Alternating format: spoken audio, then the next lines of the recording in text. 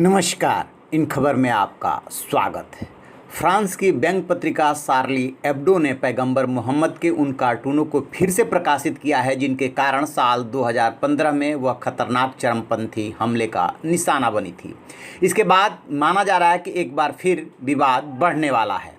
इन कार्टूनों को उस समय पुनर्प्रकाशित किया गया है जब एक दिन बाद ही 14 लोगों पर 7 जनवरी 2015 को शार्ली एब्डो के दफ्तर पर हमला करने की मदद करने के आरोप में मुकदमा शुरू होने वाला है।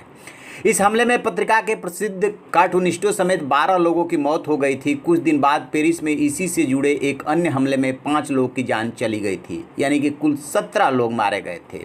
इन हमलों के बाद फ्रांस में चरमपंथी हमलों का सिलसिला शुरू हो गया था। पत्रिका के ताज़ा संस्करण के कवर पेज पर पैगंबर मोहम्मद के वे 12 कार्टून छापे गए हैं जिन्हें शार्ली एब्डो में प्रकाशित होने से पहले डेनमार्क के एक अखबार ने छापा था। इनमें से एक कार्टून में पैगंबर को सिर पर बम बांधे दिखाया गया था। साथ में फ्रेंच भाषा में जो हेडलाइन लिखी गई थी उसका अर्थ था वो सब कुछ इसके लिए ही था। पत्रिका ने सिर्फ कार्टूनों को छापा नहीं है बल्कि साथ में ये वजह भी बताई है कि क्यों हम छाप रहे हैं।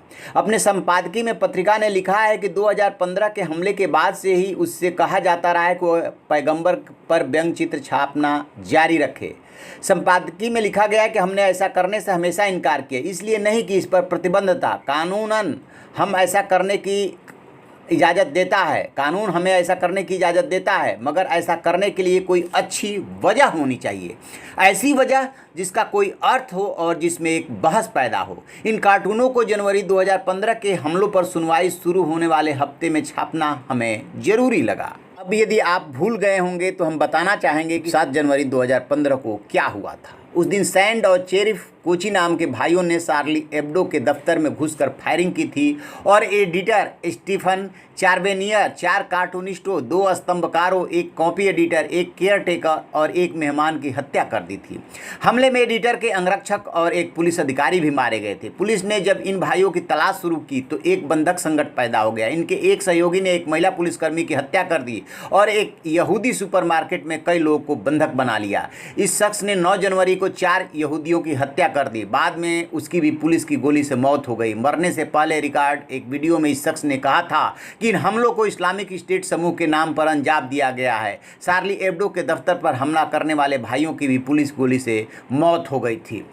अब ये सुनिए, शार्ली एब्डो सत्ता विरोधी व्यंग्य छापती है। अति दक्षिणपंथी ईसाई, यहूदी और इस्लामिक मान्यताओं पर प्रहार करने को लेकर यह पत्रिका लंबे समय से विवादों में रही है, मगर पैगंबर मोहम्मद पर कार्टून बनाने के बाद से इनकी टीम को लगातार धमकियां मिल रही थी और 2011 में इनके दफ्तरों पर पेट्रोल बम से भी पहले हमला किया गया था, यानी 2015 से पहले। पत्रिका के संपादक ने अपने कार्टूनों को अभिव्यक्ति की स्वतंत्रता के तहत सही बताया था। 2012 में उन्होंने समाचार एजेंसी AP से कहा था, हमारी पर हंसी नहीं आती तो मैं उन्हें दोष नहीं देता। मैं फ्रांसीसी कानून के राज में रहता हूं, मैं कुरान के कानून के तहत नहीं रहता। 2015 के हमलों के बाद हजारों लोग शार्ली एब्डो के समर्थन में सड़कों पर उतर आए थे और फिर मैं चार्ली हूं हैशटैग यह नारा पूरी दुनिया में छा गया था। इस कार्टून के छपने के बाद पाकिस्तान के विदेश मंत्रालय के प्रवक्ता के आधिकारिक हैंडल से इस संबंध में 2 ट्वीट किए गए हैं। इसमें कहा गया है कि फ्रांसीसी पत्रिका शार्ली एब्डो द्वारा पैगंबर मोहम्मद के बेहद आपत्तिजनक व्यंग्य चित्र फिर से छापने के फैसले की पाकिस्तान कड़ी निंदा करता है। आगे लिखा गया है, अरब की भावनाओं को ठेस पहुंचाने के लिए जानबूझकर किए गए इस काम को प्रेस की आज़ादी या अभिव्यक्ति की स्वतंत्रता के नाम पर सही नहीं ठहराया जा सकता। इस तरह के काम शांतिपूर्ण वैश्विक सह अस्तित्व और सामाजिक सौहार्द की भावना को नुकसान पहुंचाते हैं। तो ये है पूरा विवाद कि अब वो मुकदमा ट्रायल शुरू होने वाला है और उससे पहले एक दिन पहले पत्रिका ने चुना है समय फिर से उन कार्टून्स को छापने का। मकसद है सिर्फ संदेश देना कि हमलों से हमारे विचारधारा पे और हमारा जो मुहिम है उस पर कोई फ़र्क नहीं पड़ता। हम अभी तक इसलिए नहीं छाप रहे थे, पत्रिका का कहना है, क्योंकि इसकी कोई जायज़ वजह होनी चाहिए थी। अब वो जायज़ वजह मिल गई है। एक बार फिर माना जा रहा है कि इसको लेकर के डिस्प्यूट क्रिएट हो सकता है। तो आप ऐसी खबरों के लिए देखते रहिए हमारा डिजिटल चैनल इन खबर। Thank you.